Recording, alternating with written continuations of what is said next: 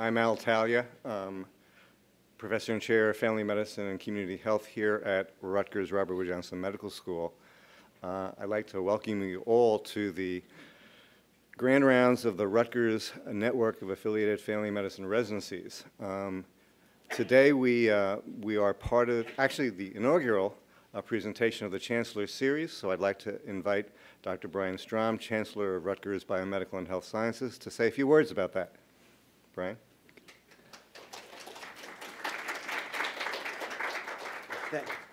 Thank you, Alan. It's great to see both large and multidisciplinary crowd here, including our colleagues from the hospital as part of it as well. So, as you all know, over the course of the last year, we went through a detailed strategic planning process involving at some level over 5,000 people. The net result of it, which again you've all probably heard about, or hopefully you've heard about, otherwise we have trouble. It is our 5 signature areas, 4 complementary areas, and a series of educational and infrastructure and other initiatives supporting that. As part of the strategic planning process, we ran a conference series as we as an institution began to educate ourselves about the future of healthcare and all the massive changes that are underway, and how things will be different in the future than they are now. With this series, with this talk, we're launching a new Chancellor Speaker Series, which is really tied to the strategic plan. In particular, the 5 signature areas are cancer, neuroscience, environmental health, infection and inflammation, and community engagement and organization of healthcare systems. And what I've asked our leaders to do is think about a series of talks that fit each of these 5 areas that would then be Chancellor strategic planning talks going forward, again with the idea of educating ourselves in the case of the last one, which this is obviously a perfect example of, about more about where healthcare is going in the future. And in all cases, sort of highlighting these areas, all of which are enormous strengths here at RBHS and areas that we think we can be among the best in the world in the next 5 years. So with that, I'll reintroduce you to your department chair, Al.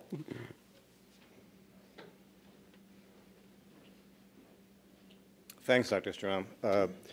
So when the program directors of the residencies were talking about health system change and innovation, the person who immediately came to mind was the person I'm going to introduce now to you. Mike McGill is the professor and chair of the Department of Family and Preventive Medicine at the University of Utah School of Medicine, and he also serves as executive medical director for the University of Utah's health plans. I've known Mike for many, many years, and he is a true leader, very modest about it, I might add as well, about all the innovation and change, substantive change that he has brought to the University of Utah. He has been an innovator, actively working in health system reform and practice transformation, and has really been leading primary care service and payment redesign for the university practices at Utah. He also has been promoting initiatives for university employees and other insured populations that are cared for within the University of Utah's health system. Mike served for 10 years as Executive Medical Director of the University of Utah Hospitals and Clinics and Community Physicians Group, a multidisciplinary medical practice, and he also has experience developing, researching, and teaching the medical home model of patient care that you've probably heard a lot about recently. So, Dr. McGill, it's an absolute pleasure to have you here. I think the title of his talk is fairly intriguing. Who needs a waiting room anyway? So, Dr. McGill, welcome.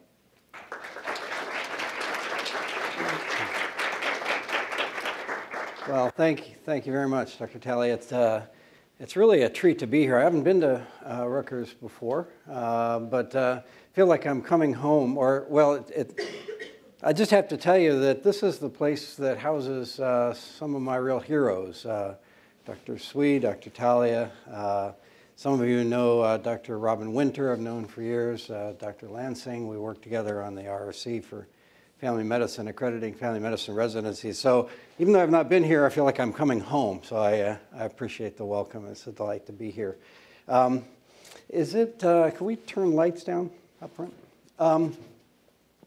So what I'm going to talk about is what we've done at the University of Utah to redesign the practice of family medicine, primary care, more generally.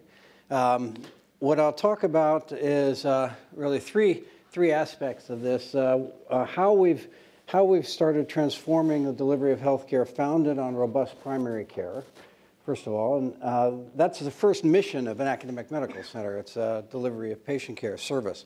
The triad is service, research, and education. So the second part I'll talk about is our research program, which is what we've been doing in analyzing how we transform care, really trying to get under the hood, if you will, the nitty-gritty, the nuts and bolts, what's it really like on the inside. You'll hear a lot of discussion about the outside, the results, how much does transforming care, implementing medical homes lead to major reductions in cost of care, unnecessary admissions, ED utilization, and so forth. I'm focusing on kind of the inside of what happens in the actual practice. And the third part that I'll talk about is the third mission of an academic medical center, which is the educational mission. And we'll focus on one part of that, and has to do with how we are implementing a curriculum within our residency program that is built on our medical home model. Those three aspects. But before I do, I need to talk about standing on the shoulders of giants and acknowledge that as we work to transform healthcare, we work to transform primary care, implement medical homes, do a lot of sort of system engineering to redesign how we deliver care. We have to acknowledge that we're really drawing on a great tradition of our forebears and general practice, and this goes back a long way. I want to introduce you to this guy, Dr. H.A. Moore. He was a solo general practitioner who practiced in Oxford, Ohio. Anybody know Oxford? Miami University is located there. He graduated from the Ohio-Miami Medical College in Cincinnati, which was the following year folded into the University of Cincinnati as part of the Flexner reforms. Did a one-year rotating internship at Deaconess Hospital in Cincinnati, and then set up shop in Oxford, and for most of that 50 years practiced out of this house, which he ordered from the equivalent of the Sears catalog. It was on a hill way out of town. Now, of course, it's in the center of town, having grown. Practice behind this window, there's a little one-room doctor's office with an exam table. The walls are lined with little drawers, stained wood that have medicines in them. He has a microscope.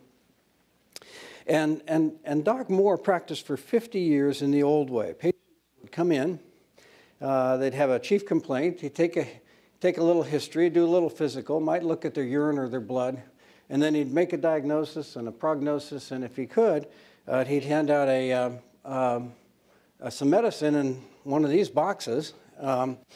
And these boxes, as you can see, they say H.A. Moore, M.D., Sunnycrest, that's the name of the house, Oxford, Ohio, and stop bumping that.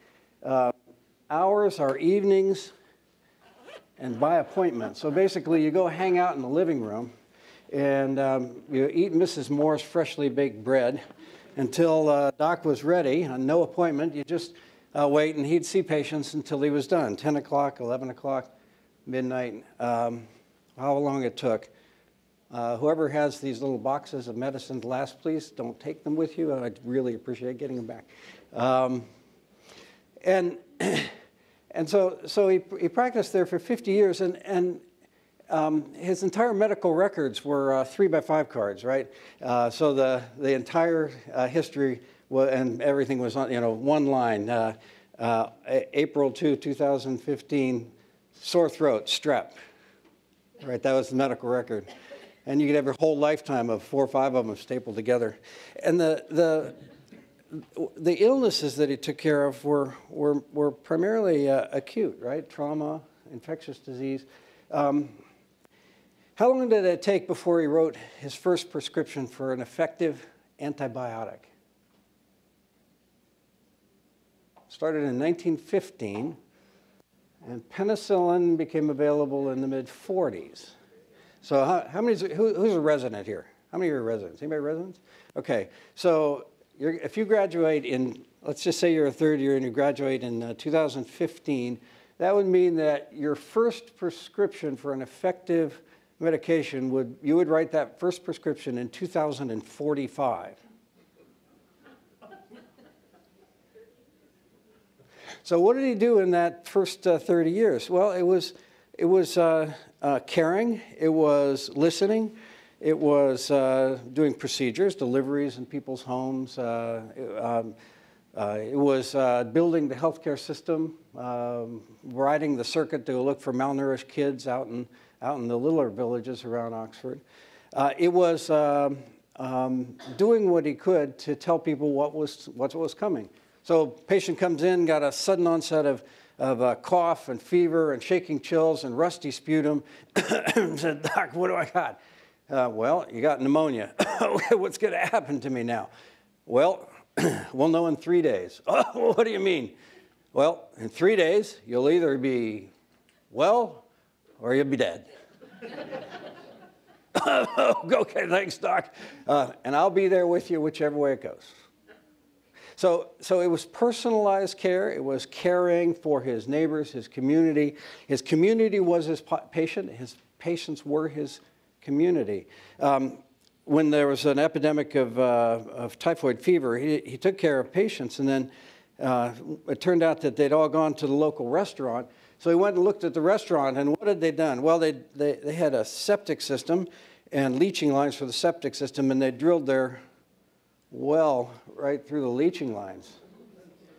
So he didn't stop there. He went to Columbus and got the first law passed in the state of Ohio regulating well drillers so that he could keep his neighbors well. See how that works? And so I honor that tradition of Doc Moore. I honor our forebears in general practice and recognize that what we're trying to do, while we talk about stuff, we talk about EMRs, and we talk about teams, and we talk about access and telemedicine and all this other stuff. It's all in service of preserving that kind of commitment to community and to patients, that kind of service that is our great tradition that we draw on from our general practitioner forebears. People have not evolved, as far as I know, in the time since he started practicing. What's happened is we have an enormous amount of technology that wasn't. He never imagined having monoclonal antibody testing to see if that kid with a sore throat had strep. We just take it for granted. He never had effective treatments for hypertension, diabetes. Well, chronic disease wasn't an issue because the morbidity and mortality was acute. So the deal is we've got to try and figure out how do we organize care to preserve the kind of relationship-oriented care, commitment to whole people that was that of our forebears, while bringing in the technology. And it's complicated and it's hard, but it's always important to keep in mind that that's what we're about. The other thing I should mention is that Doc Moore and Mrs. Moore had 3 kids in this house, literally. And the third later turned out to be my mother.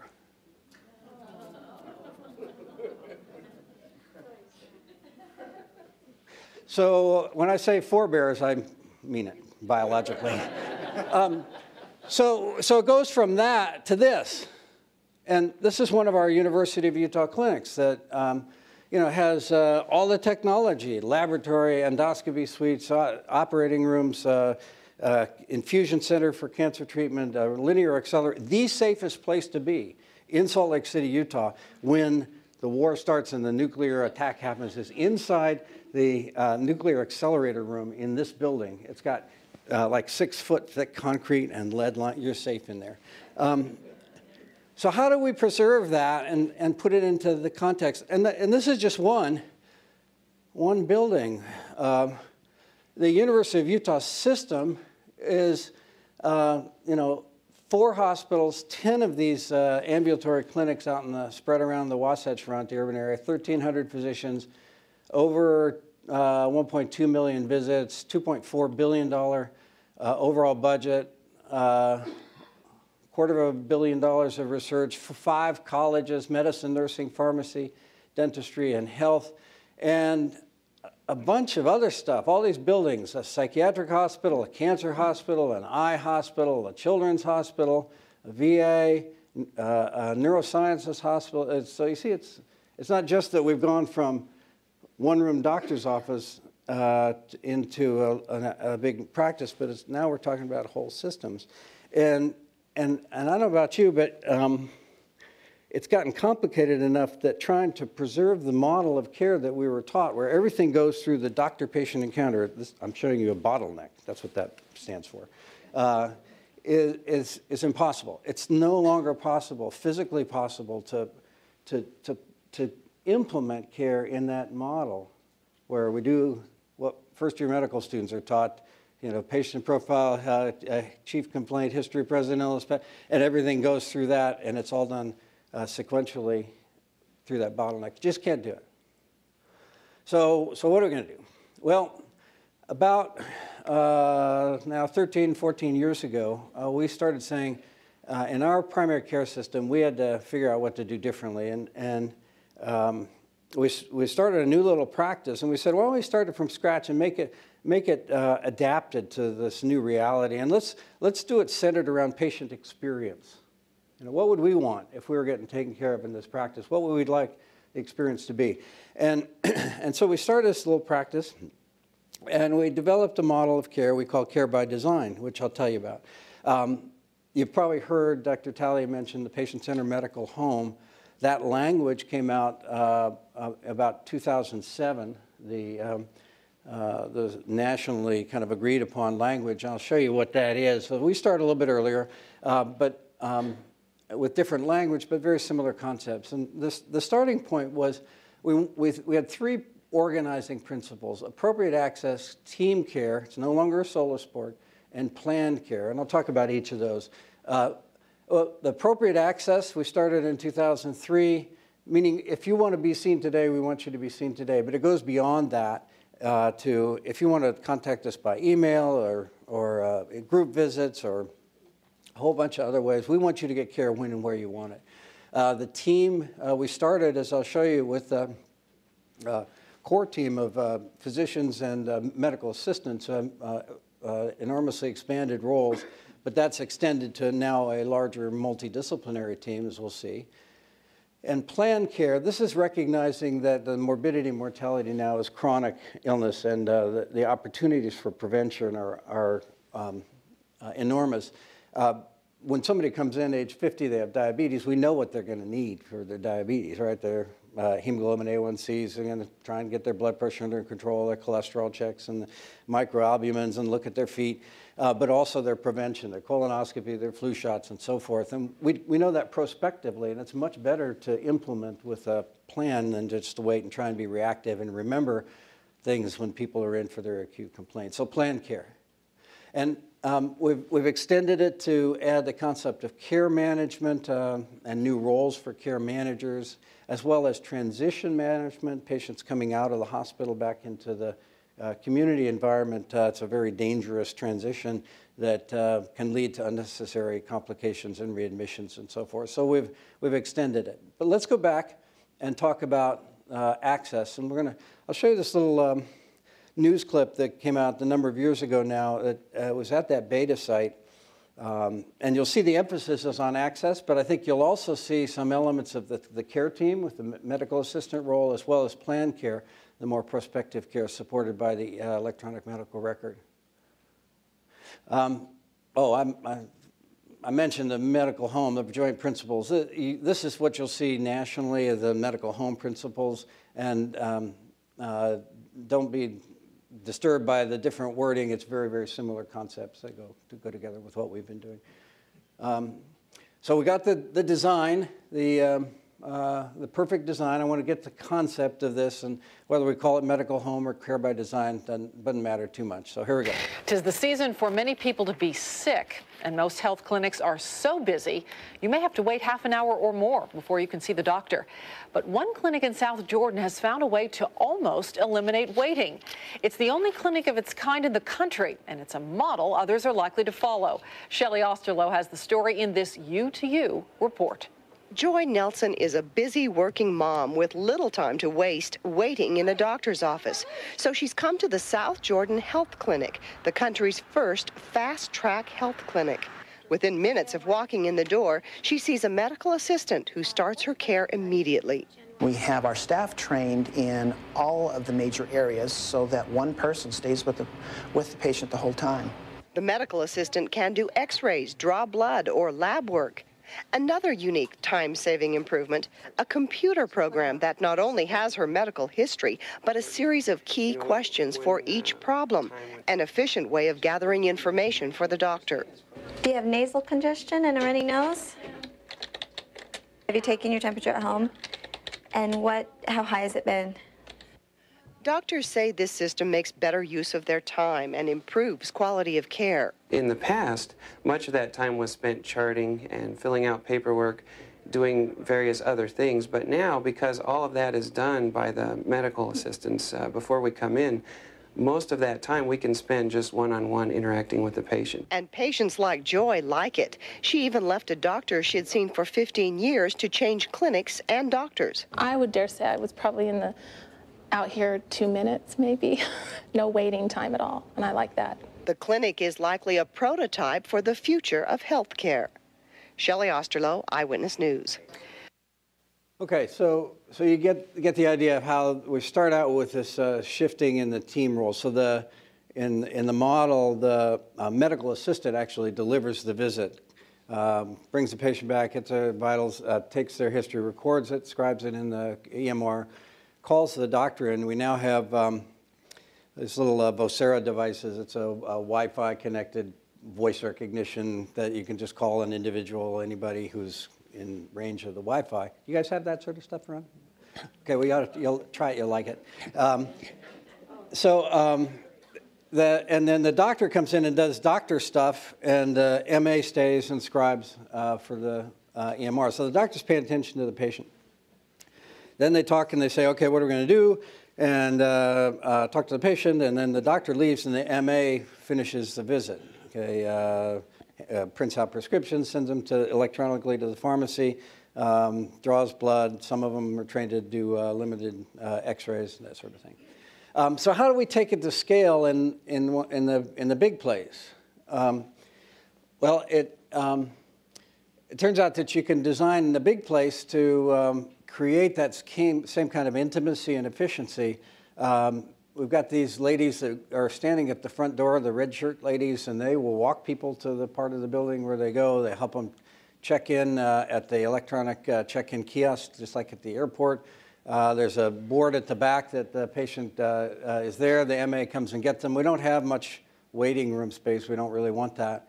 The hallways are nice like a hotel. The exam rooms have a front and a back. So we're looking in through the front door, looking at the back door. And behind that is the work area for the team. They can all see what's going on, work effectively together. They have visual control. If anybody's familiar with lean design or the Toyota production system, it's designed for that. And the experience of the patient is they don't hang out in this work area. They just have the experience of the kind of hotel feel out up front. And we have a larger, more extended team. These are nurse and MAs, and some of the other folks were physicians. But now we've got additional folks like clinical pharmacists, PharmDs, who have, under protocol, will manage diabetes, for example, changing medication. We've got care managers. I'll talk about that in just a little bit. So the team is extended. And what I want to fast forward now and have some of our patients tell what it's like to be taken care of in this kind of a team interdisciplinary environment, how that can work. One of the reasons why I like university healthcare is because of the fact I have a primary doctor, and then I have so many other specialists that I can take advantage of and use. The most wonderful thing is just the network, that everybody's in communication with each other. And I think that for me is the most comforting, reassurance that I have. I believe in my doctors, that they're compassionate, they're knowledgeable, they direct me and how I can achieve the best life that I can. In addition to the doctors, the university healthcare has medical assistants and nurses that interact with me when I visit. The staff here is wonderful, and you walk in and you're greeted, and you know all the greeters by name. You walk in and they're just wonderful. Everybody is so caring and so kind and helpful. I mean, there's people everywhere to help you. When I'm in pain and I'm hurting, it makes a difference if someone opens that door for me. You know you're going to be cared for every step of the way. Pharmacists, nurses, medical assistants, greeters, receptionists, they all work together to make a great experience for a patient to come here. And they all know you by name, probably me more so because I'm here a lot. They take care of making all of your appointments, and they always make sure they facilitate and get that taken care of for you. The whole teamwork of the university is phenomenal. That they're going to address what you need, and on a timely fashion, not just, oh, okay, we'll see you in 6 months. If there's an issue, they're going to address it right then, and that's what you want. You want to get well now. Okay, so you see the experience when it works, and I promise every single patient we ever take care of. Okay, we'll get to that part. So planned care is a plan for each patient. It's depending on their goals, their priorities, and it's included in the medical record with supported by order sets and reminders and that sort of stuff. So it's prospective care, and then they add additional, more recent things that we've added are care management. This is for particularly patients with complex problems who have multiple medications, multiple caretakers, providers, multiple appointments. So these are mostly nurses. We've actually had a couple social workers. We had one pastor. And so the idea is that they work with patients to make sure that the care is coordinated. And these folks are part of the team. They're not often some insurance company. It's not the high school graduate calling from the insurance company in Kentucky telling the 65-year-old guy it's time to get his prostate checked. This is somebody that you know. It's somebody who's face-to-face with the doctor, with the patient, and with the other members of the team to make sure that the patient gets their care coordinated and managed. And the other piece that I said we've added is transitions. It's really dangerous to get discharged from the hospital. And people don't know what's going on. They don't know their direction. They don't. So what we do is our model for this is to embed the transition navigation part as part of our medical home primary care practice. Some places have done navigation where they have a case manager in the hospital trying to make sure people get pushed out right. And some places have built a specific transition clinic where a patient gets discharged from the hospital and they go to a place where they've got all the resources and the team that helps work with them, and then they go back to their primary care eventually. We just do it directly back into primary care. And it's the care managers now who are doing the transition. They know who's getting discharged and they call them up. And it's very simple. You want to make sure that the patient has an appointment within a week with their primary care, number one. Number two, they know what their diagnoses are. Surprising. Number three, they know what the red flags are for that. If they start developing shortness of breath, that's a problem. And number four, they know who to call when they have a problem. If you meet that checklist, then you have a huge improvement in reduction, as we'll see readmissions. Okay, so that was the ideal package, right? That was the design that the designer, as they drew it out on their sketchboard. Sometimes when you come up with a design and then you look at how the dress looks on the runway, it doesn't always come out perfect. And so what we've done is we've got a whole research program that really drills inside to see how this stuff works in real life. And just as an example, we've looked at degree across our 10 clinics. We have 10 clinics and probably 30 different teams. So one practice might have 10 doctors in it, a group of pediatricians and a group of internists and a group of family docs. And so we looked at how they implement the three main elements, the access, care teams, and plan care. And we found something very interesting. And the implementation was not uniform across all of the practice, first of all. But the way they aggregated was not what we would have predicted. We predicted that aggregation would be at the clinic level. So all the teams in one clinic under common management would implement the same. Turns out that the implementation can be very different. One team's right on the same hallway with another team. And then that they clustered into 6 different groups where, for example, here, this group 5, they were really good at building care teams. The MAs knew what they were doing. They were rocking and rolling. They had an expanded role. They're kind of partway implemented on access so that their patients could kind of get in when they wanted, but they might have had full schedules. They didn't have the open access to scheduling really cooking. But they didn't do much at all at plan care. They didn't use the reminders. They didn't call patients ahead of time. They didn't follow the protocols. And contrast that with cluster number 4 here, where they were kind of middling on everything. And so what this gives us is a number of opportunities. One of them is to say, well, what's different about these? How come they're implemented differently? What do we need to do differently with different kinds of teams? And I'll say a little more about that. The culture of a particular team influences how they execute. But it also gives us opportunity to say, well, does it matter? Can we see impact of different levels of implementation? The range of implementation gives us the opportunity to say, well, what are the outcomes of that? Are there must-haves here? Is there a secret sauce? And the elements leading to the kind of outcomes that matter to us. And so we've looked at some of that stuff. And the caution here is this is not a 100,000 patient randomized controlled trial, double-blinded. It doesn't work that way when you're doing health services research. So we're looking for clues and hints as to what may be going on here. One clue, the existence of teams does seem to matter. We have better developed teams, and the better developed the team, the higher the patient satisfaction. Interestingly enough, the higher the provider satisfaction with their time working. And even further interesting, the more the provider satisfaction with their relationship with the patient. We had a lot of kind of anxiety early when we were putting the MA in the room.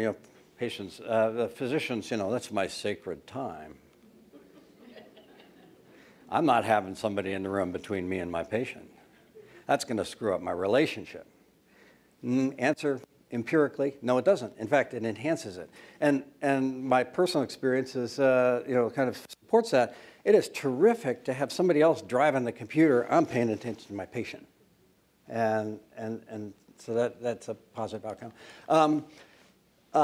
Planned care, when you look prospectively, that seems to matter. We have, the more you implement the specific elements of planned care, the better your quality outcomes and variety of chronic conditions. Care managers seem to matter when we have care managers paying attention to stuff. Interestingly enough, we had our care managers focus particularly on diabetes management and cholesterol, hemoglobin A1C and LDL. And those led to statistically significant changes. These are not big numeric changes, but to try and budge these things is really hard. And so we had statistically significant improvement before and after implementation of care management, but we did not have our care managers focusing on systolic and diastolic blood pressure, flu shots, and foot exam, and those didn't budge. So the lesson here is when you pay attention to it, it really does work. Continuity of care, one of the secret weapons of access is when you can get in with your own doctor. Your continuity of care, you're somebody who knows you, knows your needs, knows how to communicate, that you trust. And so it's not specifically mentioned either in the medical home or the care by design elements, but it's one of the underlying concepts that we're trying to achieve. And it turns out that it does matter in terms of patient satisfaction, the continuity with their primary care provider, a larger composite measure of continuity. And interestingly enough, continuity with the medical assistant increases the patient satisfaction with their doctor. So again, that issue of I don't want anybody interfering with my relationship with my patient. In fact, if the patient has continuity with the staff, they like you more. Okay? So contrary to people's fear, it works just the opposite. And it happens that continuity also lowers cost. We've looked at continuity within our clinic as related to the total cost of care using an all-payer claims database. And it turns out that on a quantitative measure of continuity, the 10% increase in continuity is associated with a decrease of $350 per patient per year, just from a little bump in continuity. We've also looked at how does this work for different kinds of patients, different minority groups, disparities in care. And in Utah, our largest minority population are Hispanics. And what we did was we divided our 10 clinics into the 5 highest implemented and the 5 lowest implemented, and then asked, is there any differential effect for white versus Hispanic patients in the high versus low implemented clinics? And what this shows on is the red bars are the low implemented clinics. Okay, red is low. And the blue bars are high implemented clinics.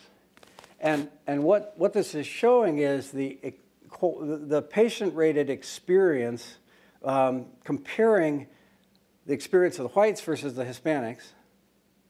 And anything to the right, so anything over on this side, means that the whites had a better experience than the Hispanics. And so in the low implemented clinics, on their whole person orientation, shared decision-making, self-management support, experience with the office staff, continuity of care, comprehensiveness, communication, care coordination, and access.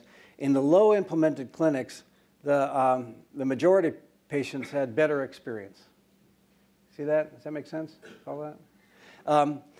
In the high implemented clinics, that predominance of better for the whites goes away. In fact, in a high implemented clinic, the Hispanics had a much better experience than the whites with shared decision making and with communication.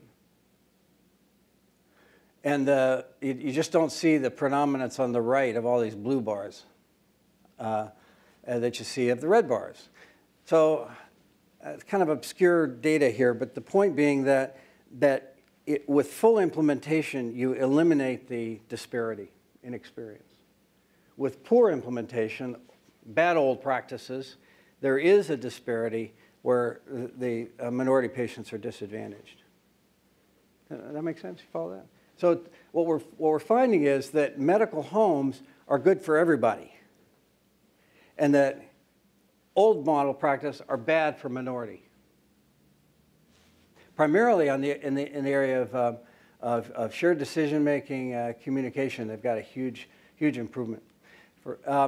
Another way of looking at it is just that, for example, under communication, there's a huge advantage for Hispanics in the high implemented clinic. There's not that much difference for the whites in the high versus low. Another thing we've looked at, and everything I'm showing you has either been published or presented in national meetings. So this is a publication just came out where we integrated our transition management program into our primary care. We brought people out. We made sure that that checklist was addressed.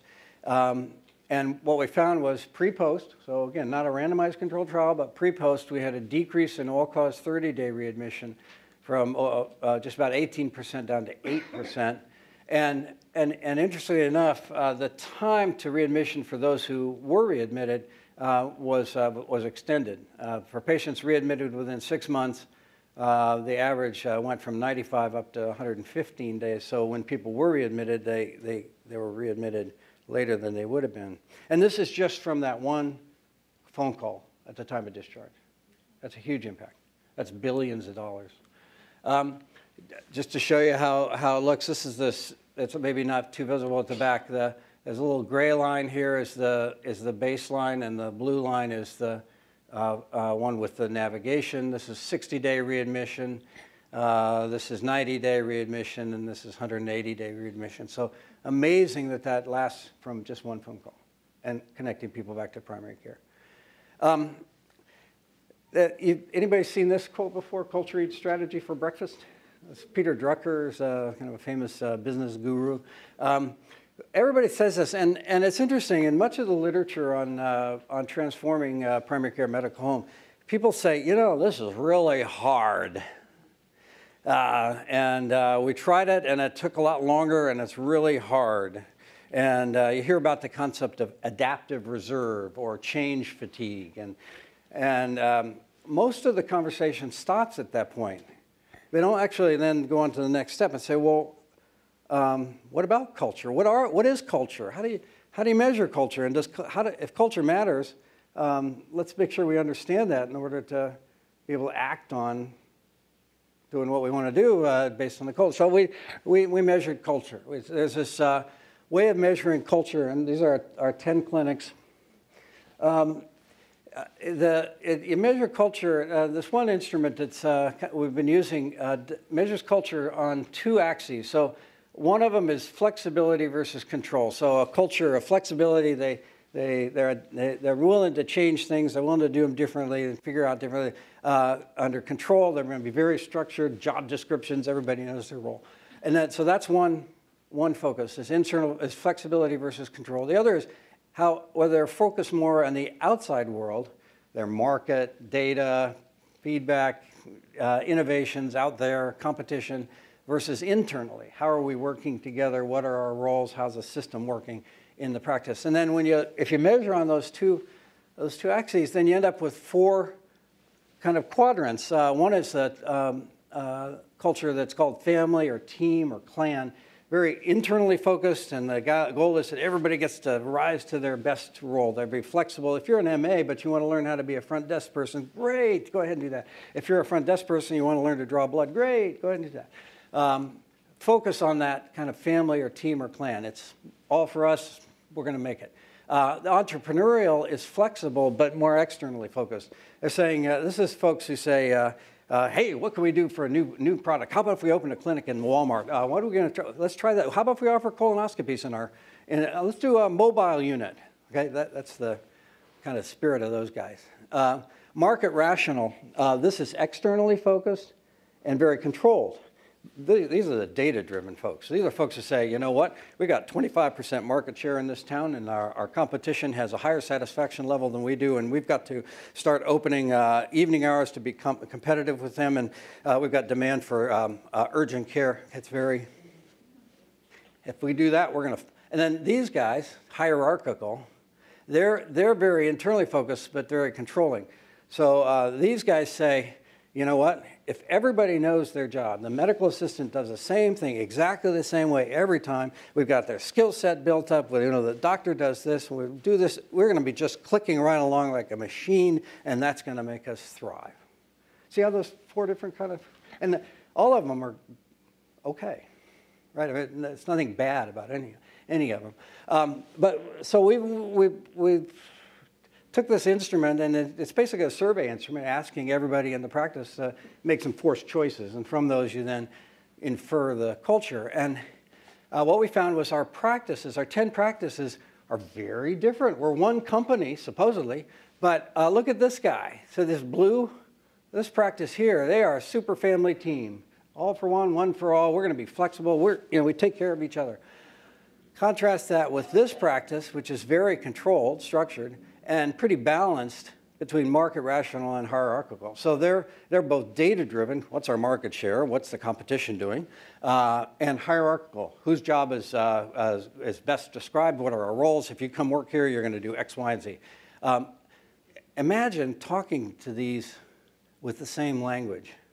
If we go to these guys and we say, hey, you know what? You need to change. You need to transform because the data says you need to transform. Everybody else is getting more market share than you are, and here's the way they're doing it. And so in order to transform, here are the job descriptions. These guys, they'll eat that up. Tell that to these guys. These guys you have to go to and say, you know what? We can take care of each other better if we can figure out how everybody can kind of rise to the top of their license. And, you may be really good at, let's figure out what your role is going to be. Okay, you talk to those guys, that's a language they understand. But what do? We approach these guys all with cookie cutter language. We don't adapt. Now, what if we did that with patients? What if you talk to a 5-year-old the same way you talk to a 30-year-old? Wouldn't work. I mean, this is a family doc skill to learn how to do this. Okay? And so I just encourage us to think about kind of drill down a little further into understanding what do we mean by culture eats strategy. So we're at the point now where we're saying, okay, how do we execute on this? How do we implement? How do we adapt to this in order to transform better? But we've also looked at how does culture relate to things? So one of the things we've looked at is culture related to provider satisfaction. And we ask about a bunch of things. Our practice is good at facing challenges, our quality of care, time spent working, control of your schedule. And it turns out to be that, in fact, people do respond differently. Family clan hates paperwork. Don't give me that stuff. I just want to work with my team. Entrepreneurial feels pretty good, actually, about time spent working, control their schedule, time with patients. The values, I mean, these guys, at least they all agree. We're about the money here. Market and rational, facing the challenges. Well, they're the ones who are aware of the external challenges. They're good at measuring their quality of care, and they love the paperwork. Go figure. The hierarchical, interestingly enough, feels frustrated. They don't like the relationship with their staff. Everybody's kind of locked in. And they don't get enough resources trickling down from on high. So maybe that's an issue needs to get addressed in the more hierarchical environments. Burnout related to culture, change fatigue. People can only tolerate so much. Turns out that family clan is protective. So if you want to be protective for your folks to help them adapt to the stress, family clan may be the culture to cultivate. Either that or family clan may be the culture most able to deflect people coming from the outside. Okay, that's also possible.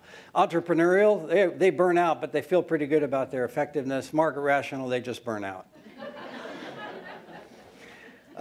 But then you could get into this a little further, and there's this approach to for figuring out, this is a complicated system. You've heard of the term complex adaptive system or complexity theory or chaos theory. If you start looking at, if the MA does this and then the doctor does that and then the front person does that and then somebody else does this and they relate this way to each other, how do all those things start to either work in a mutually reinforcing way? How often do they get in each other's way? And where are the critical points of control in that complex adaptive system? And so you can actually talk to people, and that's what we did, and ask them for their mental models. How do these things work? What if an MA does blood draws? How does that affect the doctor role? And so this is actually a small part of a much larger diagram, and I'm going to focus in on one little part of this one. And just to give you an example, what we find is that in this model, the shifting of tasks to the MAs is a critical node. And it's a critical node because it's at the crossroads of a whole bunch of other loops. So if you have a trusting relationship with the MA, then you let the MA do more. If the patient has a trusting relationship with the MA, then MA can do more. If you shift tasks to the MA, they can do more. They're higher capability. They're more satisfied. They're more likely to stay. You're more likely to have a sufficient supply, and that becomes a virtuous cycle. But you can screw it up if you don't train the MAs. If you have a kind of a norm that says that the MA is a dead-end job, you don't have any career future. If you don't have continuity of care with the MA. See how that works? So that gives you points of control. Next step on this will be to quantitate this and go in and observe the actual quantitative relationships. This is a qualitative diagram, but it's really drilling into the inside of this stuff to try and get a sense of where are the key points of control, the things you can't screw up or you must do well in order for the transformation to succeed. Okay, that's kind of touching the highlights here. We've also looked at the overall cost. What does it cost to do all this extra stuff? And we looked at 8 of our practices and 12 practices in Colorado, 5 federally qualified health center and 7 independent private practices. And what we found was that the cost of all the added services, having care management, having extended hours, having somebody looking at registries to manage the chronic conditions, per FTE provider per month, we had some variation among our clinics, but adds up to about $7,500 per provider per month to be doing the added services of medical home. This is important because fee-for-service doesn't pay for all this other stuff. So we got to figure out how are we going to pay for the added services of the enhanced primary care, and what are the costs? And it turns out it costs in Utah about $7,500 per clinician per month. And per encounter, it's about $31 per encounter. Or we have one outlier that's a new practice that was scaled up but didn't have the volume yet. If you impute a panel size of 2,000, for us it was about $3.73 per member per month. So if you know how insurance pays, some of the medical home models, they'll pay a per member per month. And most of those are right around $3 or $4 or $5, depending on what they're covering. So what we found was, that's probably about what it costs us right now. And if you compare the Utah and Colorado experiences, it's about $373, $450, somewhere in there. So what we're finding is that to run a full medical home, the added cost, if you take it as a cost per provider per year, it's about $100,000 extra cost per clinician FTE per year to have a medical home. Now that does not account for a couple things. It does not include anything that would offset that cost in a fee-for-service system. So if you have extended hours, you're going to be charging, so you get some revenue. Now we don't look at that revenue model. This is just the cost model. The other thing to keep in mind is that this is partial implementation. As you saw, none of our practices, we could say they're 100% on everything. Even the NCQA level 3 practices in Colorado none of them would claim that they're fully implemented. So it's likely that the cost per FTE clinician in a fully implemented model is more like $150,000, something like that. Okay? But this is real money, and it's an investment that the payers ought to be making because of the backside, which is the savings that they get from reduced ED utilization, reduced readmissions to the hospital, and so forth. Okay, on the home stretch. Education. We've talked about the model. We've talked about the inside guts of how it actually works with our research program that's kind of teasing that out. And the third element is the educational piece. And I'm going to focus on one part of how we educate our residents and medical students. We educate them in our medical home environment, but the common program requirements, every residency of every type requires residents to systematically analyze their practice using quality improvement methods and implement changes with the goal of practice improvement. So how do we do that?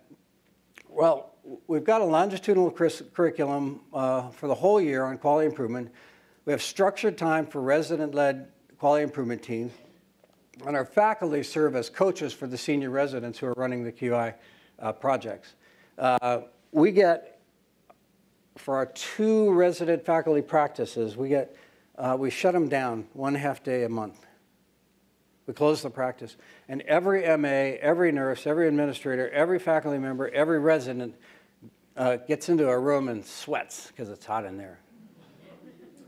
And they have a whole program where we have everybody in the room together for a quality overview. Everyone gets the same education on why do we do colonoscopy. Let's have some stories about people whose lives were saved or people who suffered from the relevant problem. We have a business meeting for everybody.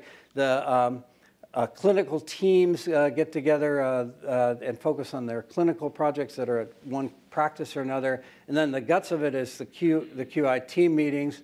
And then we have some other ad hoc groups that address problems as they come and go. But the CQI team meetings are resident-led, faculty-coached. All faculty, residents, and staff are on a team. And so what we have is this the sequence for residents where they're a participant at first. Second year, they become a member. And the third year, they lead a team. And the projects carry over from year to year, so they accumulate impact. This is a happy team with a third-year resident as the leader. Here's his faculty coach.